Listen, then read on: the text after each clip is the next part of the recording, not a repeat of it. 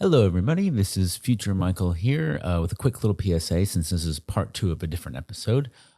We are going to be taking questions for our Valentine's Day episode for just a little bit longer, just a few more days, and then we are recording this Saturday. So this is your last chance, last call. You can email us at bigfatgaypod@gmail.com, or you can write us on any of our social medias on Instagram and Facebook, or you can just go to the website, bigfatgaypod.com, and find the contact form there. Let us know what you think. We've got some good questions already, but we're always looking for more. All right, on to part 2 of the episode.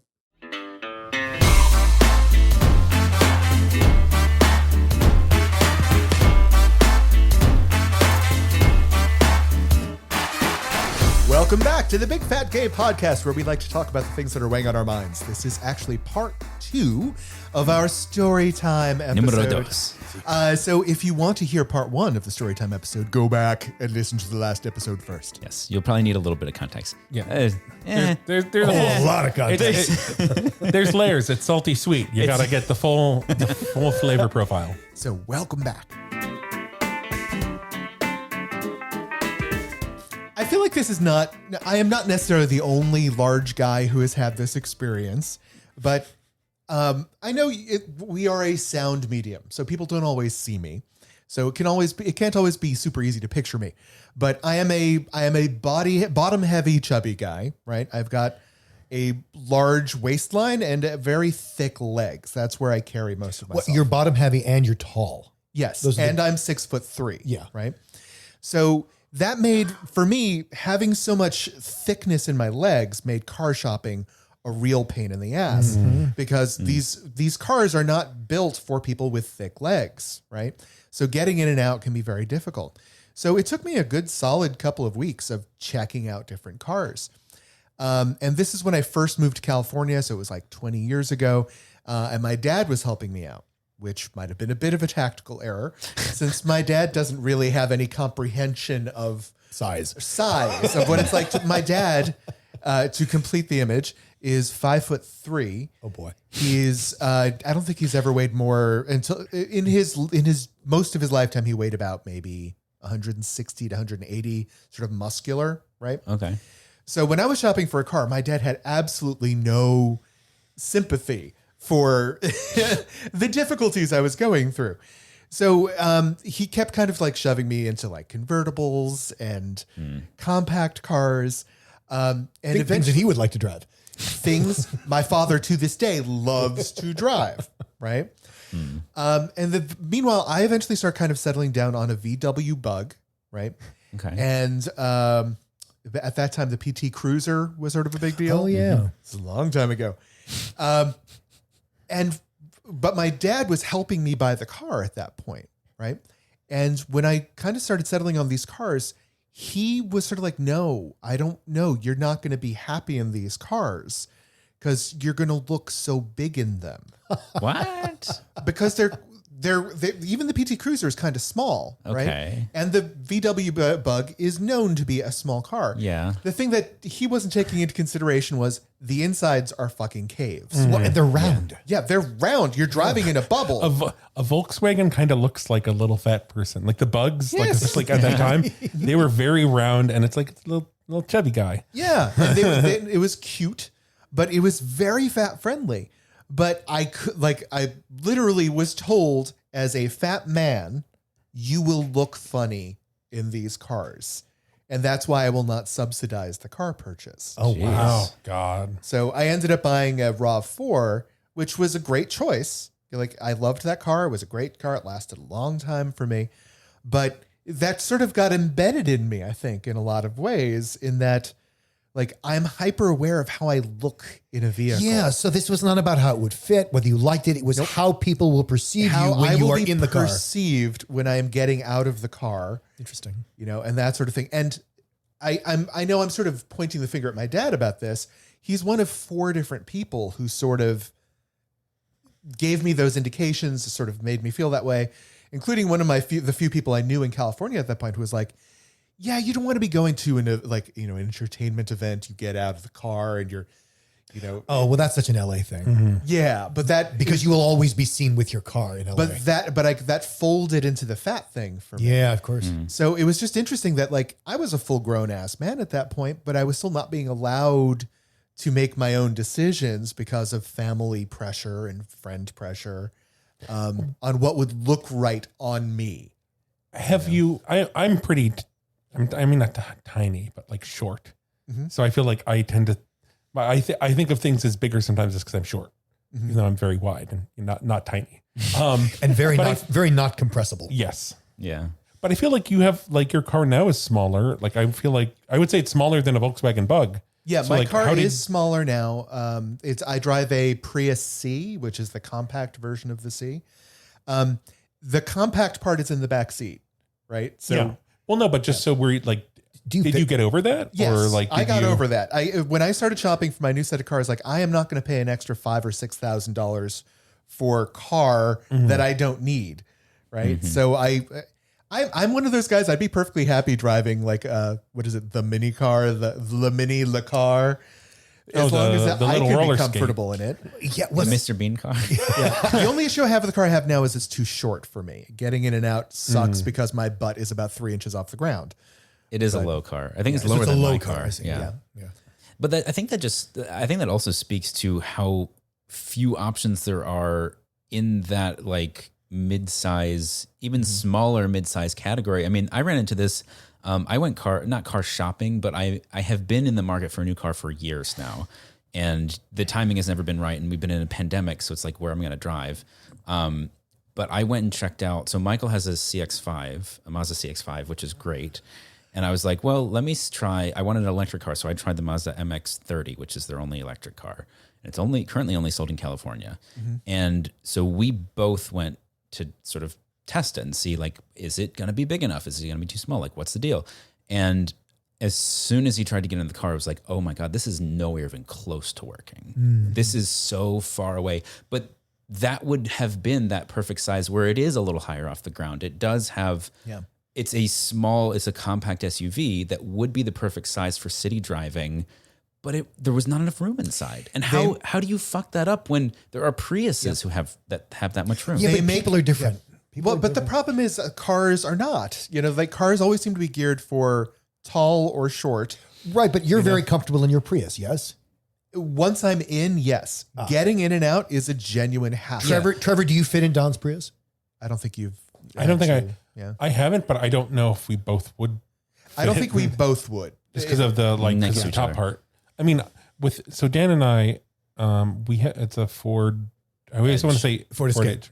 Oh, it's an Escape? Yeah. Oh, okay. Bigger. Escape, and like that's we're also trying. I mean, we haven't really done car shopping because like the points we've been like enough. It's like, oh, there's a giant Well, surge, especially in car dealerships. Yeah, that's true. Your also. car is an interesting one to me because it's clearly built amply for large people to sit comfortably in it.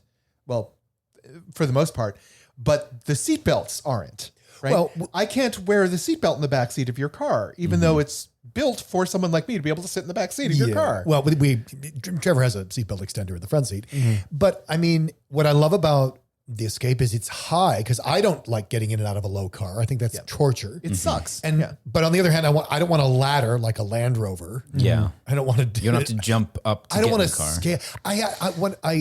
I had a fat boyfriend at the time who got a Land Rover. He literally gave himself a hemorrhoid getting up into the goddamn thing. Oh, ow. Yeah. But Trevor, I think we like the height of my Escape, but that side door doesn't really close with you inside. No, I have to lean in. I'm always afraid it's gonna be like the can of biscuits one day, and I'm gonna like sneeze or something and bust out the door. You know, like you do on the airplane back then. Yep. Wait, no. I for me, it's the like Dan is going to, or whoever's driving is going to take a sharp turn, and like the extra pressure of my body is going to open the door and eject me physically from the car as we're driving. No, we took that feature off. Just too dangerous. Yeah. All right, Dan. Oh boy. What do you got for us? Once upon a time, I went to my first Chub Chaser event. When was this? This was probably 1875. I think it was the last century. And That's a good way to put it. I think it was He's not wrong. I think it was the later 90s, like 97, maybe something like that. I'm going to say there. I'm going to say that Okay. until I'm contradicted. Until I'm contradicted by facts. It should also be said that I was in a relationship with a thin guy at the time. I know. Michael, you should have done the record scratch. Hold on. And this was a time when I thought like, well, I finally figured out that I like fat guys, but surely that couldn't be a deal breaker in a relationship. Now's the record scratch. No, that's more like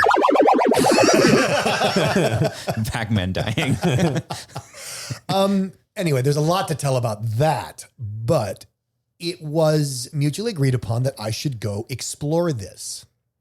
And so with my boyfriend's blessing at the time, I went off to Las Vegas. This was before there was such a thing as Bigger Vegas. This was Convergence that was taking place in Las Vegas.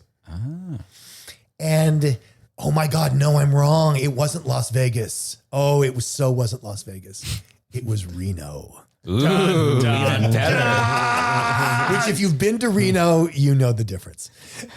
And it was like the Sands Hotel. It's like the meth whore sister of Las Vegas. Yeah. But you know, Sorry, Reno listeners. We love you. The Reno listeners are like, hey, no, you're right. so I get there and I actually had made some friends in the Chub Chaser community. So I was like driving up with them and very excited. And I think I was the only newbie in the car. So, Michael, you know what that kind of razzle. I know that feeling well. Okay, hold on. I feel like we need an image, even if like who is in the car with you? Yeah. What's the riding And situation? like, I'm imagining it. It's like kind of like a Godfather, and it's like it was Vinny D, the super chub. I'm just picturing 5 guys in 4 pairs of pants. I don't know. No, it was my friend Tony, who was kind of a star of the bear world. And yeah, I think Sean, who was at the time a very young newbie chubby chaser. Okay. And me, right? So we're driving up and we hit the lobby of the hotel. And this is such a chaser thing, but it's like, oh my God, look who's here.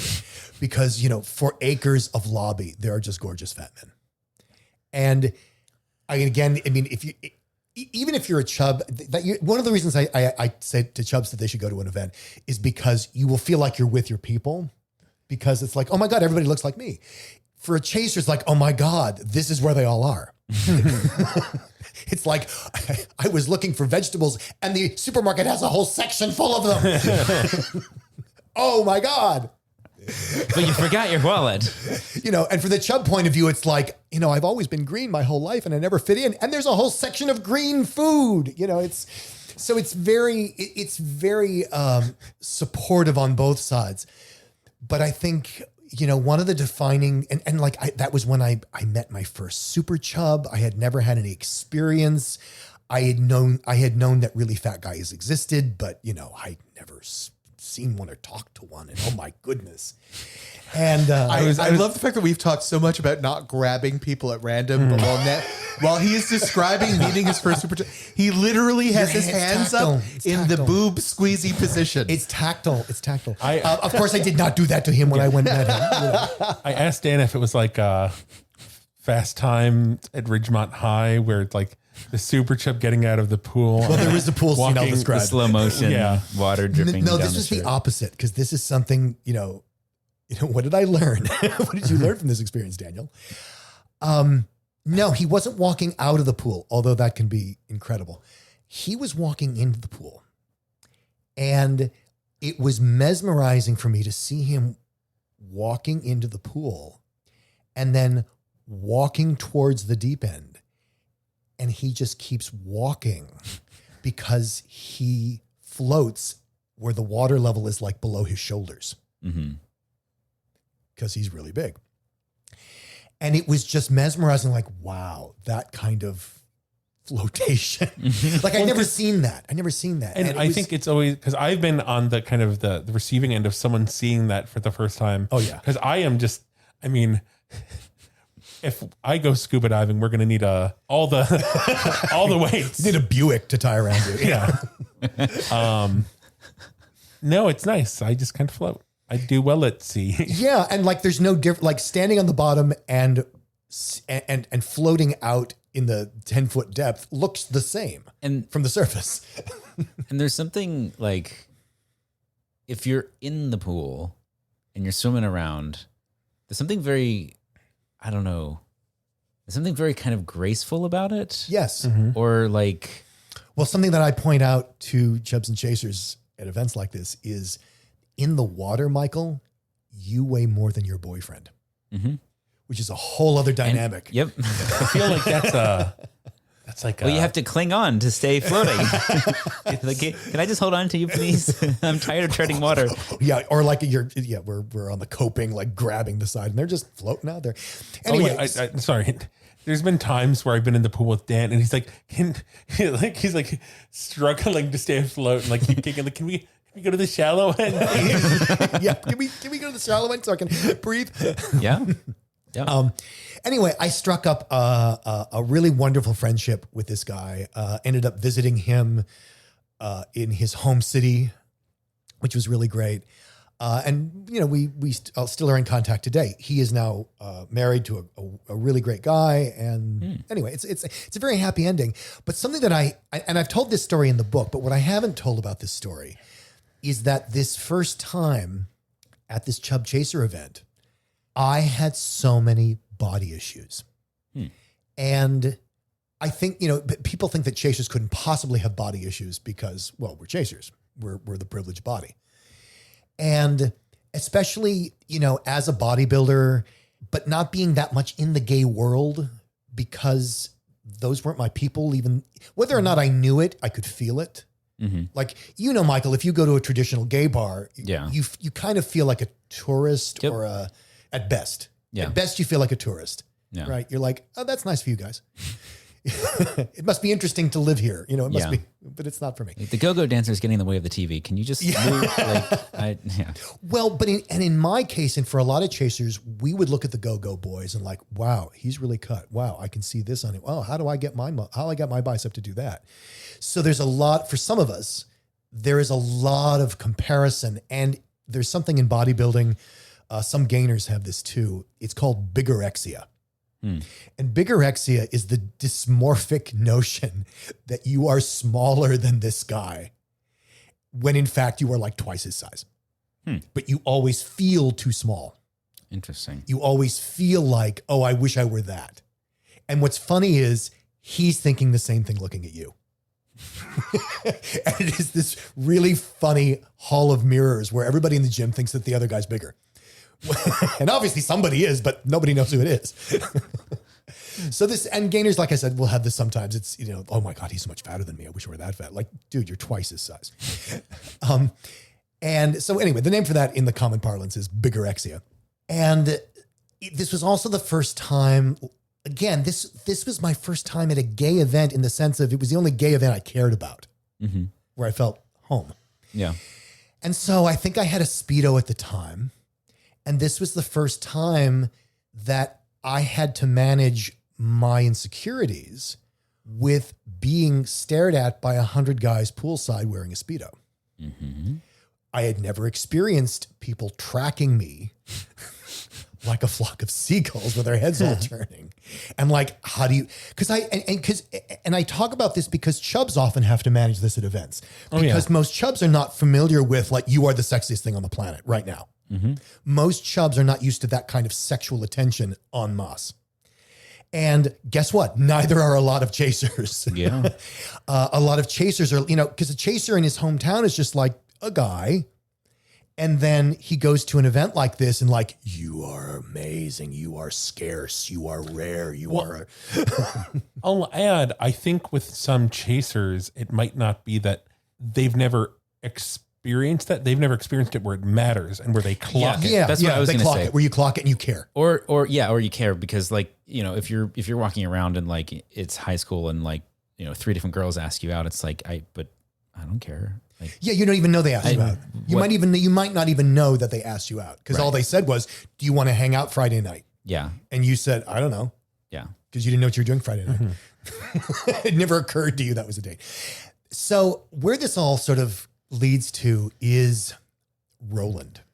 So Roland was this mega hot German chaser who was partnered with big, huge Santa Daddy Bear. Mm-hmm. But Roland was so intimidating to me because of how much better I thought he looked than I did. And it was a huge, huge distraction for me. And it was always like, was he there? How do I look in this? How does he look in this? It was a huge, huge thing where, people, chasers, we will compare each other. Yeah. How am I doing in the ranking? Yeah. and I think to some extent Chubs do this too at Chub events. But again, I kind of wanted to give voice to the phenomenon that, it happens to chasers too. Yeah. I am bracing for this, going to Bigger Vegas. I have been told many times what to expect, and I don't think I will have any level of preparation that will actually help. Nope. And that's, but I will say this, had I known that was all going to happen, I don't know what I could have done differently. I think it was better to just have it be all a surprise because then you don't have to stew about it ahead of time. Yeah, then you don't have to worry about Welcome it. to my life. Exactly. Yeah. Plus, what about the stuff that people tell you that doesn't happen? Yeah. Also, I still have a very clear image in my head of like Michael walking by the pool and like slipping in and then like just it's like piranha chubs and just like he comes out the other end of the pool with like a different swimsuit on and just kind of like gasping. I mean, so I bought one of Patrick Allen Wood's swimsuits, which look super, super cute. I have tried them on once just to make sure they fit. They fit great. And I am mortified to wear them. Like, I'm excited to see Michael. I am, I'm extremely nervous. If you like, I will give you coaching on how to walk through a crowd of chubs with a Speedo.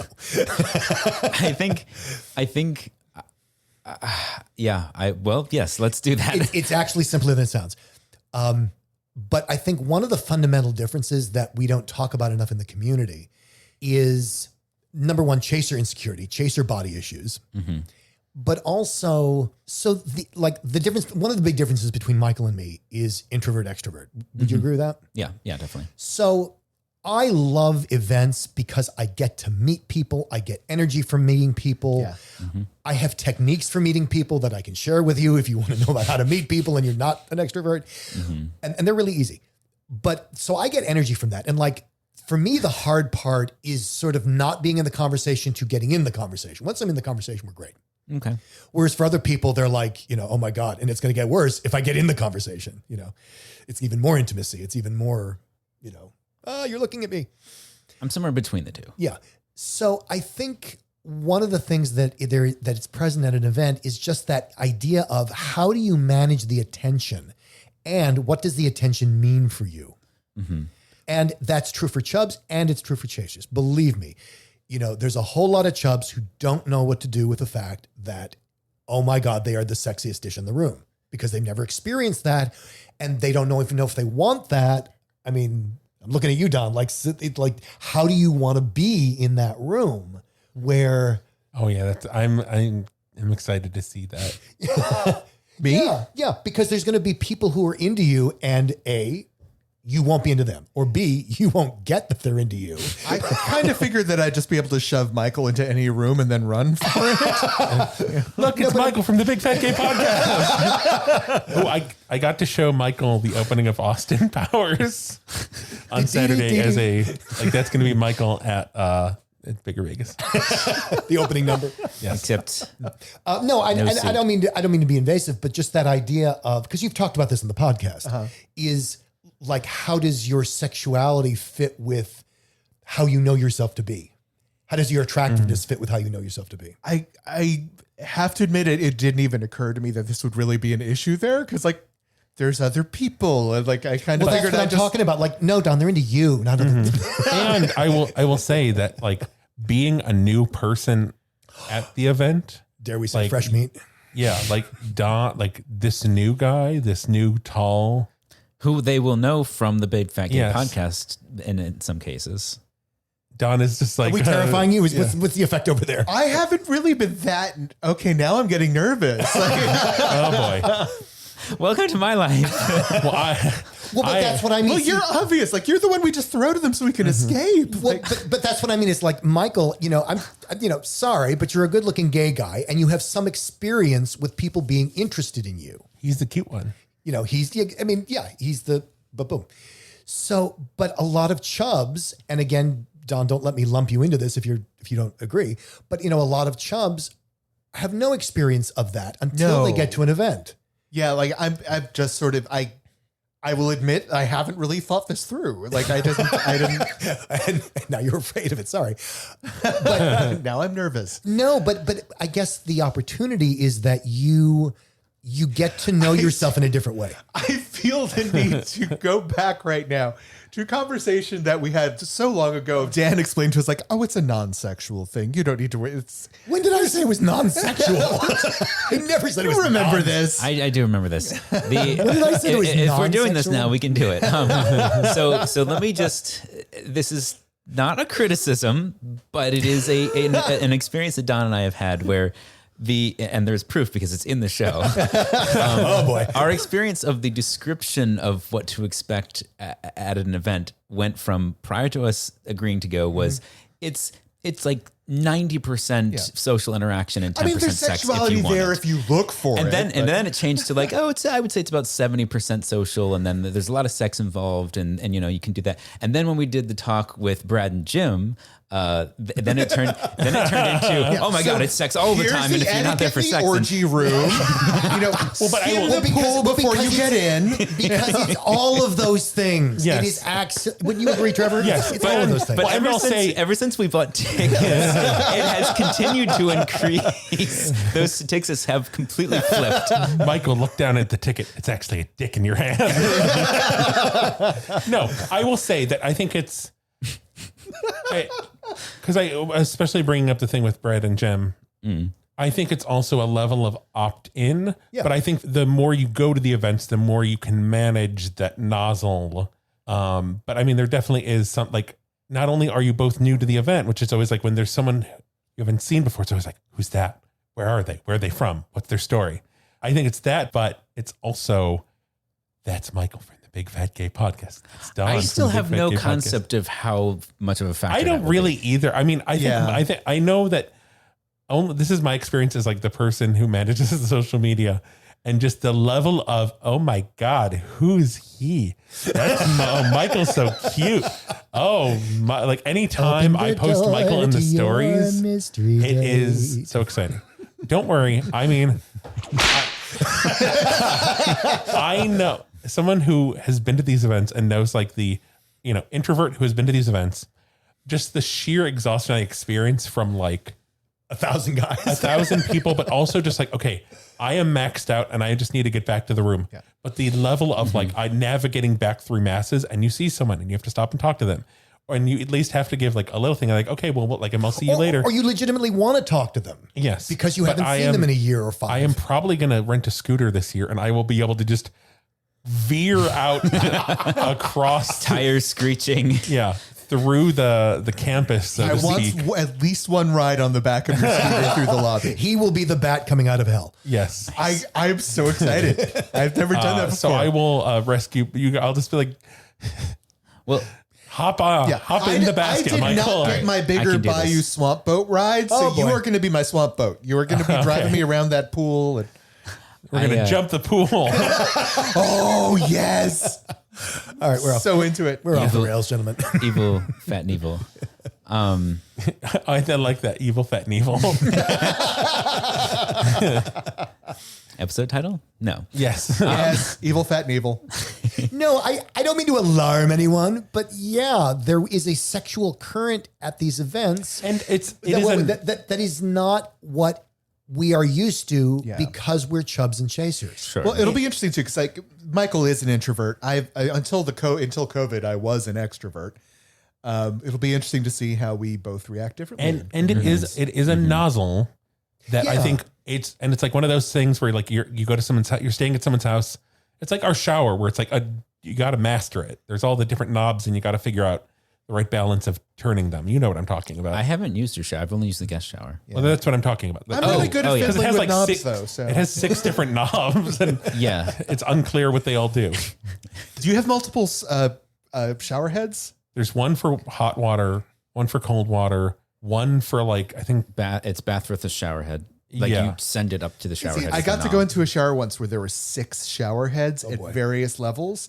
I was clean in maybe like 15 seconds, but you couldn't get me out of there for like 15 minutes. Like I loved that. It's amazing. That's going to be Vigor Vegas for you.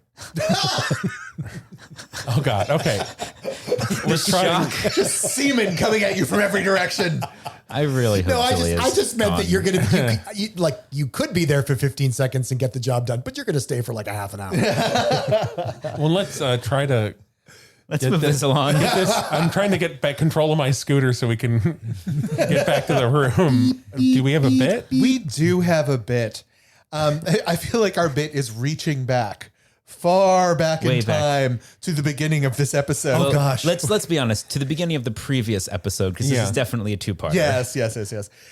So remember back last week when Previously on Big Fat Gay Podcast, we were talking about the M&Ms changing up their logos. That's right. I know I've discussed food logos on the food mascots on the show before, but I am fascinated by mascots and logos. So we're going into a few more famously failed food mascots from the past. Okay. Or successes that faded away unexpectedly. This always makes me nervous. America does not have a great history with food mascots. Well, with their slick haircuts and ultra stylish shoes, the California Raisins were a phenomenon. Yeah. The Raisins really put us on, and Claymation on the map, the advertising company who made it. Raisin sales increased by 20% following the first commercial. The California Raisins recorded 4 albums. Oh my God. Their cover of Grapevine was top 100 Billboard hit and were nominated for an Emmy Award. No. Ray Charles was given the Claymation makeover in a California Raisins commercial in which he sings his version of Grapevine with his sultry, soulful Lady Raisins. The question is, okay. what killed the California Raisins? Too much sun. Yeah. Melanoma. Well done. You caught it. They dried up. What killed the California Raisins? 1, the California Raisin Advisory Board was disbanded in shame after a sex scandal between the wife of their chairman and one of the California Raisins. What? The voice of. Oh. 2, Marvin Gaye's Heard It Through the Grapevine song's price was raised to $1.6 million per use, making the ads far too expensive to continue. 3, the advertising budget for Raisins was reduced from $20 million per year to $6 million per year, making Claymation too expensive. Or 4, they were replaced by a new mascot that never made it to television, an evil winemaker who wanted all the grapes for their wine instead of raisins. No. Dan has feelings. I'm going to say the budget because I can just kind of, because I don't really, I don't know if raisin sales went up 20%. Yeah, they had a that's budget. the way the numbers ones don't work for me because of that. Unless I don't know, maybe they made a dumb decision. The price of the royalty on the song, that makes sense to me. And I will say that the 20% increase followed the first commercial, and they ran for quite some time. Yeah. What was the option number 1? California Raisin Advisory Board was disbanded in shame after a sex scandal between the wife of their chairman and one of the California Raisins. I guess I'll raisins go are with shameless. the song royalty increasing. Song in royalty price. increasing? I'm going to go with the royalty. I was going with the budget. The budget, yeah. Budget. And the correct answer is you always say stick with Trevor, and you never do. Son of a bitch. The budget for Raisin advertising was decreased from $20 million to $6 million, and they could no longer afford the commercials. Why are you so I didn't realize. I mean, I knew claymation was time consuming. I didn't realize it was that expensive. It's really expensive. Yeah. Well, there was also at some point, there was like, I think a California Raisins video game. Yeah. And also, I think It was like a free Saturday in the morning post-raisin cartoon. box, And post-raisin cereal box. Think of the time to train the raisins. All right. Who was dubbed by BuzzFeed as the most terrifying cereal mascot ever? You mean he was in multiple campaigns, one Yep. after the other? 1.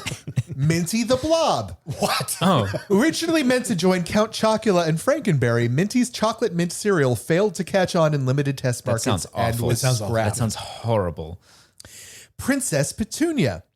Post-short-lived floral breakfast cereal made with lavender, rose, and other flower failures featured a manic, obsessed princess on its box that was less evocative of flowers and nature than "I'll suck your dick for a bowl of cereal."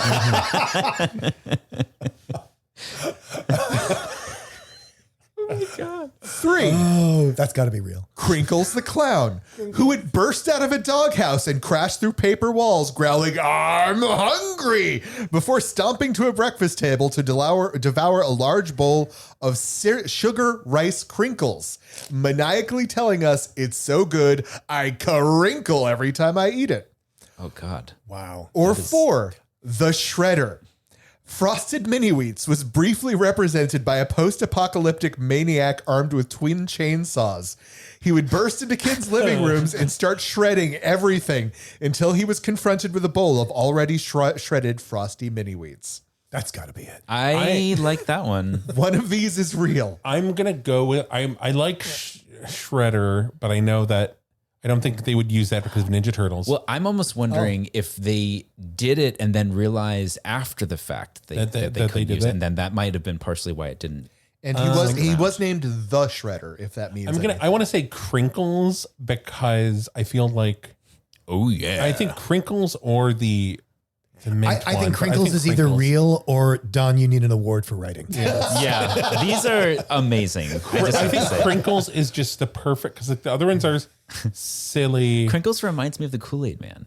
But I don't know. It just feels right. Like, cause I haven't heard of any of, the cereals, but it just feels, it feels right. And like the copy of like, I crinkle every time I eat them just feels right for like a cereal. Let me just say, Trevor, I admire your thought process on all of these, always. It feels like the perfect like bad slogan, and that it's a cereal that wouldn't survive long because it doesn't have a lot going for it. Like it's just a sugary. I guess that's cereal. true. Crinkles, theoretically, if Sugar it did rice exist, doesn't crinkles. exist anymore. Sugar Rice Crinkles. Yes. That was the cereal that he represented. Okay. What do you got, Dan? I just love the Shredder. I don't even think, I'm not even sure it's right. I just love it. Splitting again from Trevor. Should we? Well, no, we're stupid. Yeah. All right. Well, I'll continue to be stupid. I say Shredder. Okay, we got Final two answer. Shredders and we got a frosted rice crinkles or sugar rice crinkles. Don't tell me. Boys, I told you before. Always listen to Trevor. How is this possible? Because we're stupid. Crinkles the Crown actually only lasted for like 1 or 2 ads, but if I actually pasted a picture to my email, but it didn't come through. You need to see the picture of this clown because he is terrifying. Okay, that's the Just wrong. show image then. Okay, and to continue that, Crinkles the Clown didn't last long, but Sugar Rice Crinkles did go on without him. Really? Who replaced Crinkles the Clown as the mascot for Sugar Rice Crinkles? So a racist depiction of a small Chinese-ish boy that spouted charmingly pronounless phrases with a few "sos" thrown in for good measure. I can see where this is Crispy, going. Are you sure this isn't cringy? 2, Crispy, a talking piece of crisped rice that could only shout because crisped rice is so loud, apparently. 3, the Crisps, a family of anthropomorphized crisp rice pieces that would gleefully advocated the flesh of their kind as a part of a balanced breakfast. Or 4, a depressed bowl that could only be made happy by filling it with sugar rice crinkles. Oh, like Ferdinand. Okay, so Don, since you appreciate my thought process, here's where do. we're going Walk to go us through through this. it. So this is a real thing.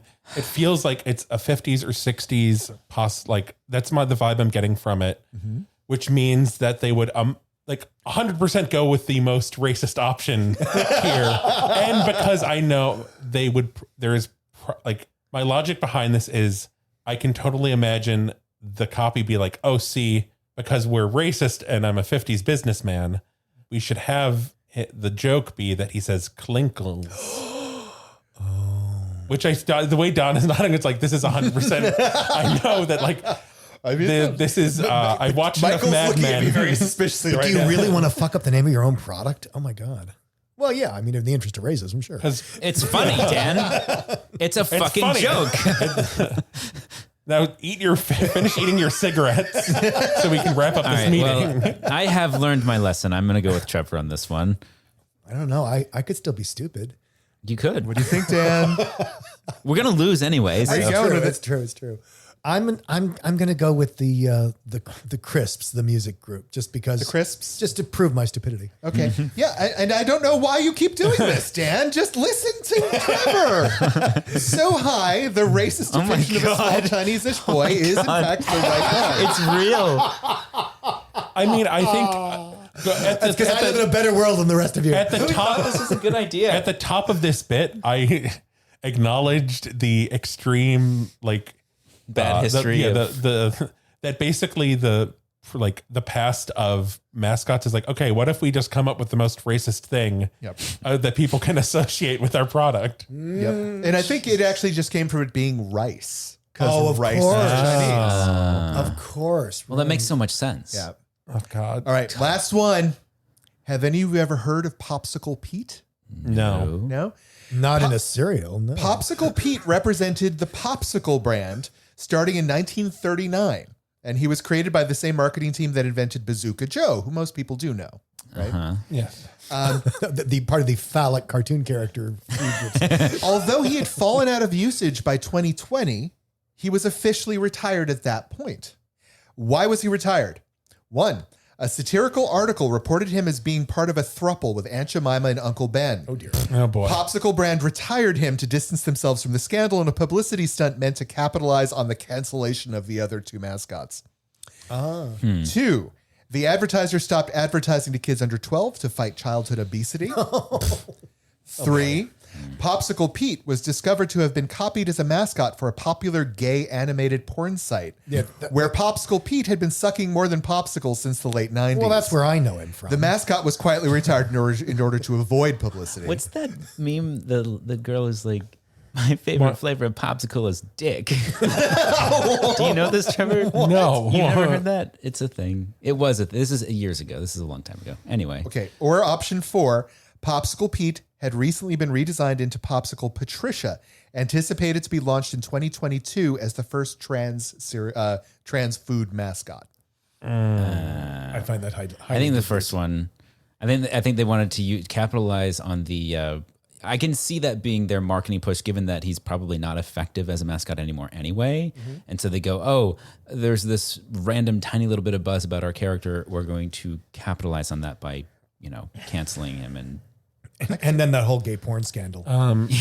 Maybe it was both. So wait, sorry, what year was it canceled? 2020.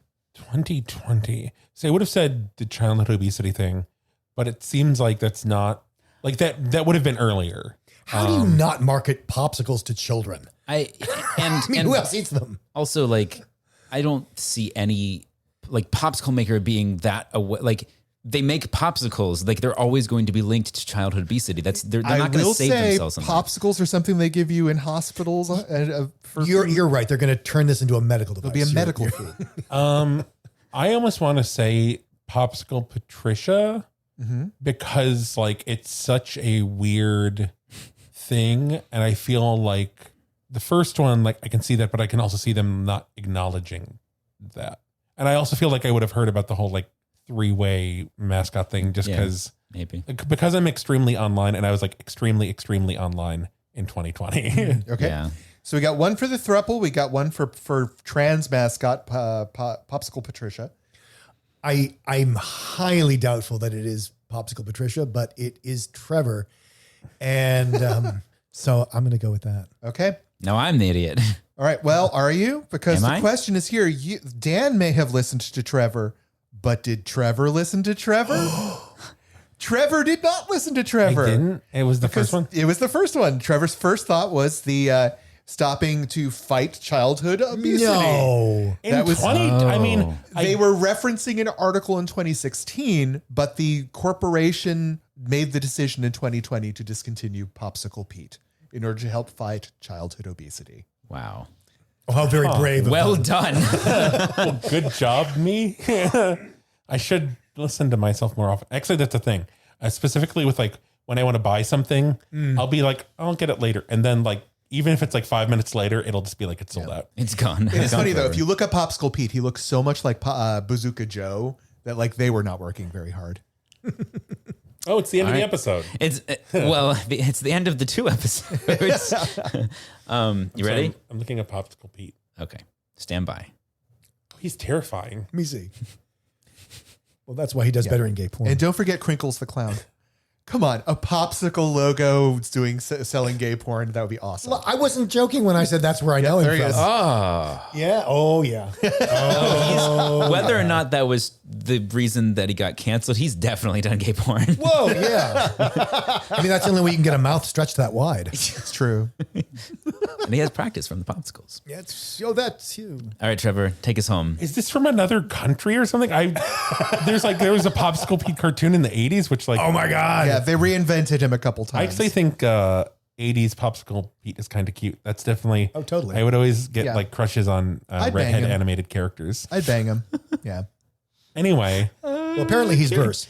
Nice side face. do He you likes to suck. What do you think of Popsicle Pete? We're on Instagram and Twitter as @BigFatGayPod. We're on Facebook as the Big Fat Gay Podcast. 5 stars everywhere. Yes. Write a review. We haven't gotten a review in a while. A nice review. If you hate us, you probably haven't gotten this far. See the articles we talked about at www.bigfatgaypod.com. Yay. Maybe your this episode it's been sweet and salty, and now you're all kind of hot and bothered, and you're having a popsicle Hot and okay. to cool down. And oh boy. Yes. And What's happening right now? Do you realize this is an audio Are format, you getting Dan? turned on? Trevor, why are you blushing? I had something funny and I forgot what I was going to say. So now you're just standing here with a popsicle and it's starting to melt. So Watch out. You're welcome. Trevor, where did your Our mind go? Valentine's Day episode. He's just my mind just literally, up to the microphone going, my mind was blank. I was just in this void in my mind, and then I just heard sucking sounds. We all heard him. It's all technique, gentlemen. All technique.